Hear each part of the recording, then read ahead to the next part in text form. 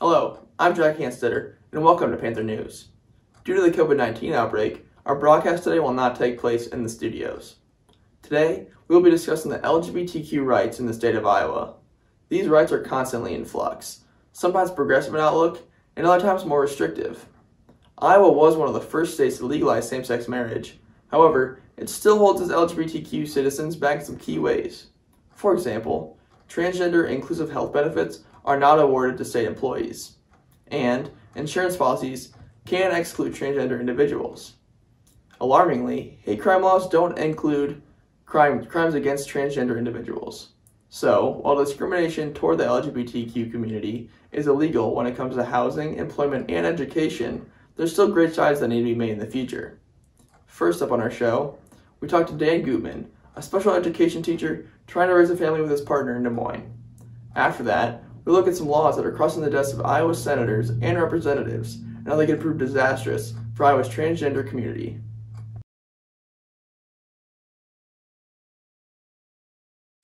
In early February, 14 bills deemed anti-LGBTQ were introduced to the Iowa House of Representatives by a group of Republican lawmakers. Among the most prominent bills introduced is one that requires schools to notify parents about any curriculum activity or material that discusses sexual orientation or gender identity. Parents can then opt their children out of any lesson mentioning these topics. The bill was later assigned to an education subcommittee for review. At the very beginning of the discussion, when I asked on this particular bill in that subcommittee meeting, what was the purpose of it? What was the intent or the motivation for bringing this forward? And it's religion, that it was a religious belief that being lesbian or gay or transgender, so on, was immoral, and that it was against the Bible. They didn't want the secular views being taught or discussed in schools. And I felt that that was really an overreach, a stifling of students' free speech and an opportunity to learn about things in the world. I grew up in a family that felt a similar way to many of these conservative lawmakers. They are very concerned for the well-being of these children. They don't believe that pursuing a life that is fulfilling for their gender is the right step. These things go against their religious beliefs, and it terrifies them. Another bill that alarmed trans youth and activists was a bill that illegalizes any gender-affirming medical treatment for trans minors, including puberty blockers and hormone therapy. We have to remember that these kind of treatments are permanent. They put them on a pathway to permanent sterilization, chemical castration. I don't think we want our minors to be subjected to that kind of abuse. It is really just a broad either misconception or misinformation from the opposition. Surgery, it is not until well into adulthood. Publications by the American Medical Association and the American Academy of Pediatricians assert that most medical interventions on trans youth are hormone-based and reversible. They declare that all treatments occur after proven necessary and beneficial by an exhaustive professional assessment on a case-by-case basis. We are just here to support the kids and make sure that they can get the medically necessary care they need, because there's a much higher risk of suicide if we aren't seeing that youth and adults are getting medically necessary care in this area. They think they're making a change, that they're removing that idea from children's heads by removing this content from our schools, by making sure that children don't have access to the things that will make them happy. I grew up in a very conservative, closed Christian home. I did not have access to any of this information. I didn't know what the internet was until I was 13 years old. And look at me now. Transgender, been on testosterone for a year almost, and happier than I've ever been in my life.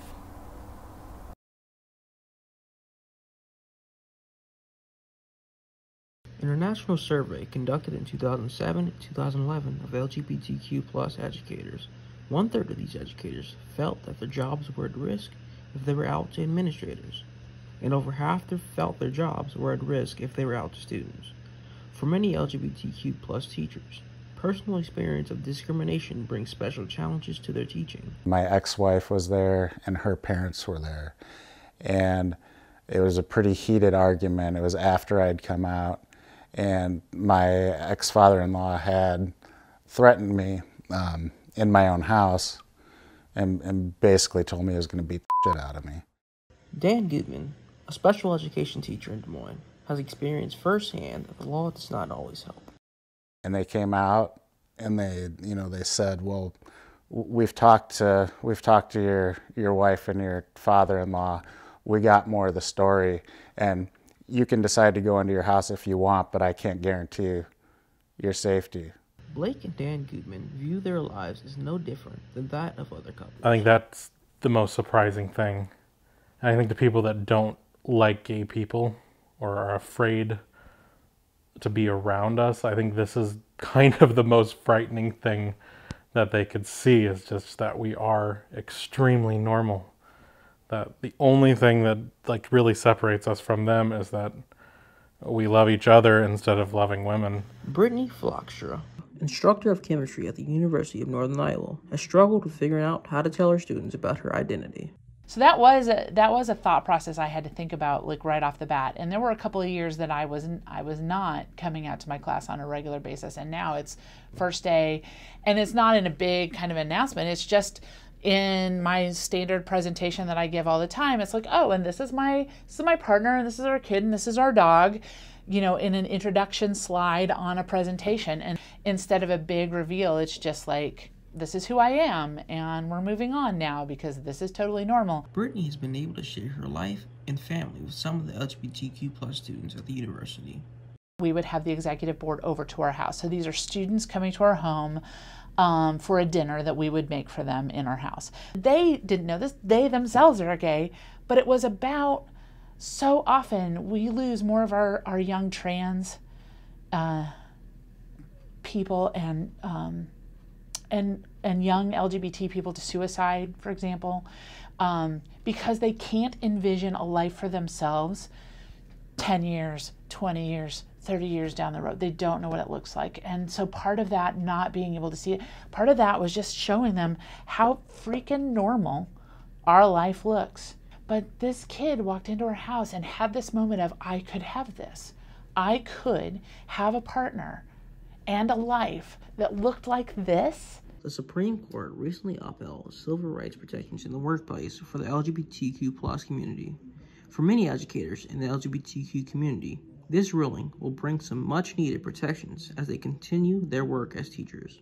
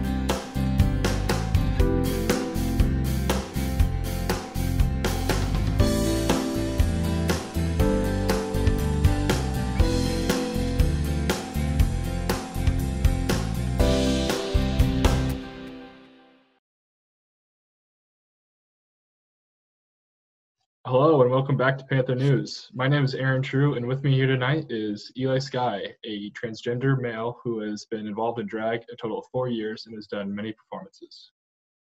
How are you doing? We're going. We're living. Good. This is a wild time to be alive. So yeah, it is. So I'll start with the first question. Just tell us about your involvement in drag.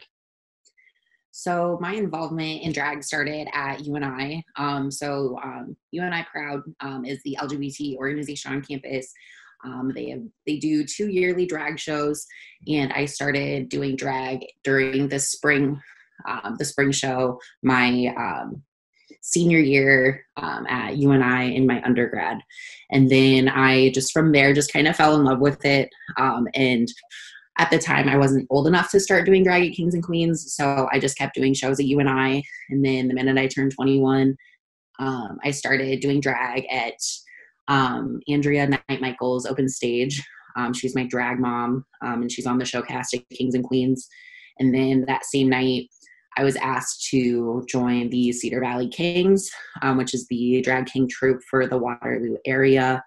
And so basically that way we can put the kings back in kings and queens.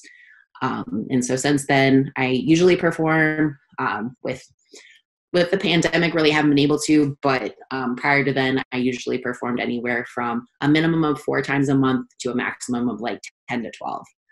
Okay. So you referred to your drag mom. Would that be considered like your mentor? Essentially, yeah. She basically has given me like advice on who to talk to, who to get connected with in the drag like community, whether that's in Waterloo, Cedar Falls, to the Imperial Court, which is like basically the royalty of drag for each state. And she basically just kind of like guides what I should and shouldn't do. So. Oh, cool. So what was the inspiration behind your drag name, Eli Sky? So I wish it was, I'm only laughing because, before, so out of drag, I go by Noah, but in drag, I go by Eli Sky because my name before Noah was Eli. And I was like, okay, what rhymes with Eli? And then I just kind of went with Sky. There's no really elaborate name with it. It just kind of flows. And I've thought about rebranding, but I've just kind of gotten too far. So I'm like, there's no point. I'm just going to deal with it. So. Right. It's a smooth name. I like it. Thank you. So how have your performances kind of shaped you as an individual? So a lot of my performances when I first started focused around my transition. My big reason why I do drag and shape me as a person, as basically when you talk about drag, at least for me, it's overperforming. So if I overperform masculinity, it'll be easier to do it on the daily. So like just by basically honing in that like confidence and like cockiness that is displayed everywhere in media when it comes to masculinity, and just like timesing it by 10. And then it makes it easier when I'm out of drag. So. Cool. So as a member of the LGBTQ community, what are your experiences with people's social attitudes towards your performing? I guess, what do you mean by social attitudes? Just kind of the way that people react, maybe, or, people who don't usually come to see your shows, how do they, how they are about it. Yeah. So when I first started doing drag, like I said, a lot of my performances were around my transition. A lot of people who that may have been their first drag show, I think it gives them a idea of what it's like to go through transition, what it looks like to, like, I feel like when it comes to being trans and when it comes to doing drag, for me, they intersect a lot because there's not a lot of positive role models when it comes to those things. And so just having a place where you can just let it all out on stage is very refreshing. It's actually how I go through a lot of like trauma and a lot of like emotional baggage that comes with like coming out to family and things like that. Now I've kind of gone away from that, and I'm more doing like pop culture kind of things and just kind of honing in that like bad boy, like boy band kind of vibe. Most of the time people respond very well to it. I haven't had any bad reactions really when it comes to drag. Yeah. So do you see a lot of people come in for the first time then and sort of just completely change their views and just... Yeah, because I feel like a lot of people, when they think of drag, they think of drag queens. They don't think of kings. So to see people such as myself go up on that stage and perform, they're like, okay, yeah, no, it's just an art form. It's not like, it's just people who are getting into makeup and performing how they want to perform. I have definitely seen a lot of people transform in their like thinking when it comes to like trans issues or when it comes to like drag, just from coming to a show. Yeah, and that's really good to hear.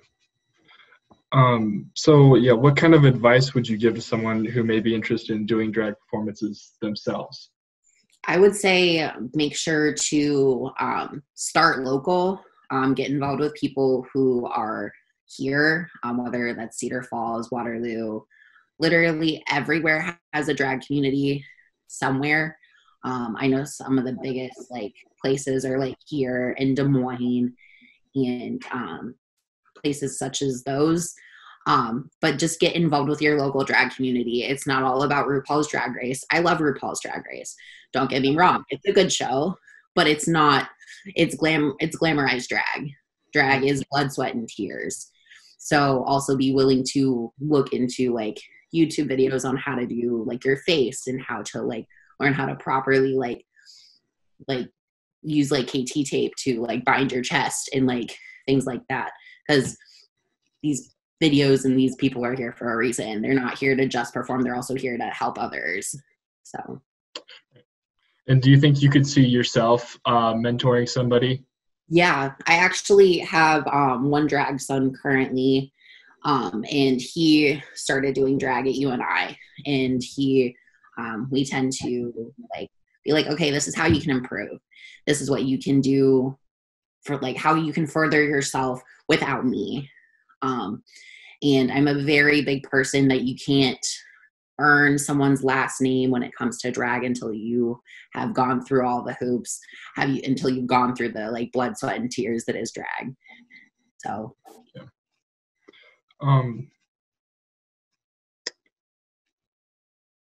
Yeah, so where can viewers go to watch your performance once this COVID-19 disaster ends? Yeah, hopefully sooner rather than later. I currently perform at Kings and Queens in Waterloo. It's on West 4th Street. It's in downtown Waterloo. And you have to be 21 plus, and I perform every fourth Saturday, and then I perform every other Friday. That's guaranteed, and then I get pulled up at certain different times. So. Nice. And is there anything else you want to add? I feel like my biggest thing for anyone who is a cisgender straight ally when it comes to drag, don't think that it's just like people up there doing their thing for money. That's not what it's about. It's about bringing together a community of people that wouldn't come together if it wasn't for this art form. Because I feel like a lot of people get caught up in the money and the fame when it comes to doing drag. It's not about that. It's about the community that you earn while doing it. Because that, for some people in the LGBTQ community, that's all they have. So. Okay. Well, I think that's just about all the questions we have. I guess here's one. What would you say your favorite aspect of performing drag would be? I guess that's a hard like question to answer. I think my favorite part is performing wise, it's interacting with people. Just because a lot of people get caught up in like not utilizing the stage. So like going over and like there could be a person in the bar that's coming out because they're having a really hard time, and just going over there and just like interacting with them, and then you see them get happy. Like I do it for the people, for the audience. It's such a big part to see someone go from like being super upset to like, I'm having a good time. And I feel like the not performance aspect that would be my favorite is doing my face. Like doing this took an hour, and I love doing it, and it's so much fun. And like this is like my standard face, but I want to like branch out and do stuff like that. So that's awesome. All right, well, yeah, we'll end it there. And thank you so much, Eli, for joining us today. It was a pleasure. If you wish to see Eli on stage, he performs at the Kings and Queens Club in Waterloo. They'll hopefully be opening back up, you said, mid-May. You do have to be 21 and up to go in. But yeah, thank you so much for joining us. Yeah. We're going to pass it back to Jack for some more stories. Thank you, Aaron, and thank you, Eli. Intimate partner violence is a serious issue that is not addressed enough in LGBTQ relationships as it is in heterosexual relationships. Research shows that LGBTQ members fall victim to domestic violence at equal or even higher rates. Exploring some of the hidden aspects of intimate partner abuse in LGBTQ relationships, our next story features one person's experience. Finally, artists in all communities use their art to challenge social norms and express their creativity. Join us as we explore Justine Hank as she channels her interior world into an exterior manifestation through makeup.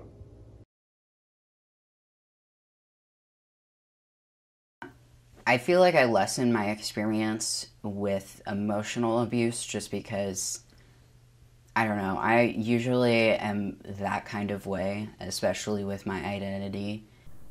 Blair Hines is a transgender person and volunteer of the Gender and Sexuality Services Organization at the University of Northern Iowa. They are among the LGBTQ Americans who have experienced intimate partner violence. When an individual is in an abusive relationship, many people believe that there's no way out and that this is just their life and they have to accept it. I was dating this trans guy who also didn't really believe that non-binary people couldn't have couldn't be real kind of in a way or exist because he believed that in order for you to be trans you had to have gender dysphoria. Intimate partner violence in the LGBTQ community is widely considered invisible, partly due to additional barriers of reporting. According to statistics collected by the National Coalition Against Domestic Violence, 45% of victims do not report the violence they experience to the police. Additionally, LGBTQ people experience unique forms of IPV that is not commonly collected or reported. At the time, I kind of just brushed it off and thought, oh, I thought nothing of it. And then I figured out later that that wasn't really a great thing because as a non-binary person, I have really fluctuating gender dysphoria. One thing specific to the LGBTQ community is isolation and threats, but more so I'm going to threaten to out the individual or you're not a real lesbian or a real man or a real woman, and throwing those identifying terms out there and back in their faces. And one thing also that's unique to those relationships I see is the roles, so forcing gender roles or gender identities on people. And so saying, well, you're the man or you're the woman, so you're supposed to do X, Y, and Z. And it's I didn't know my genitalia had anything to do with washing the dishes. It's those type of things we see quite often as well. For Blair, their experience with intimate partner violence has affected their present life. I feel like I tend to guard myself a little bit with people. I'm trying to be a little bit less like that just because I think it's important for me to open myself up if I want to find someone to be with me. It's been kind of a journey because I second guess myself a lot and I'm kind of just what if I'm not trans? What if he was right and I'm not that way? But then I experience a lot of things with my identity that I'm no, I am. But I feel with any person, there's some doubt with their identity.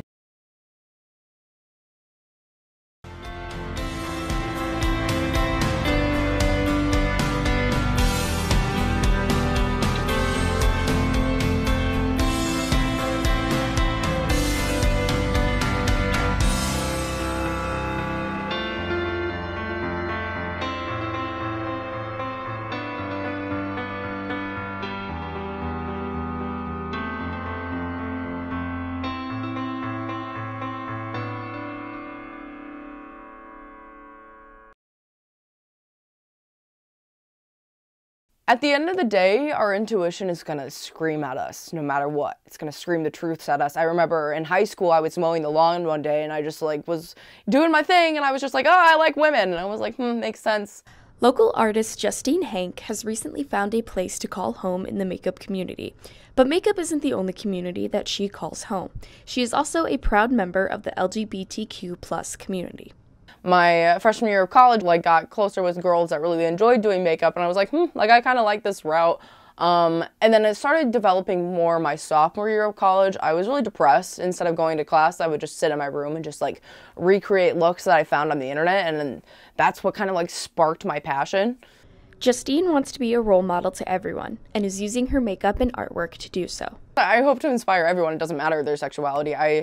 You know, if someone looks at my makeup and they are a member and they're just like, wow, I want to do that, that's awesome. Like, at the end of the day, anything that I do in life, I want to either create a positive chain effect, just, you know, with their environment, with anything like that. And so it's just, if I can do one thing that, you know, changes someone else's life for the better, that's great. And if it's one person, it's one person. But, you know, I was able to do that for them. And so if, you know, I can be a safe, like, person for people, that's great. That's, you know, the end goal.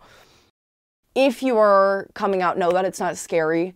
Know that there are people there to support you and love you and care about you. Yeah, they might not be direct family, but your family doesn't have to be blood. Surround yourself with the best people, and be honest with yourself. You know yourself better than anyone else. So if anyone tries to tell you that you're someone that you're not, then they're wrong.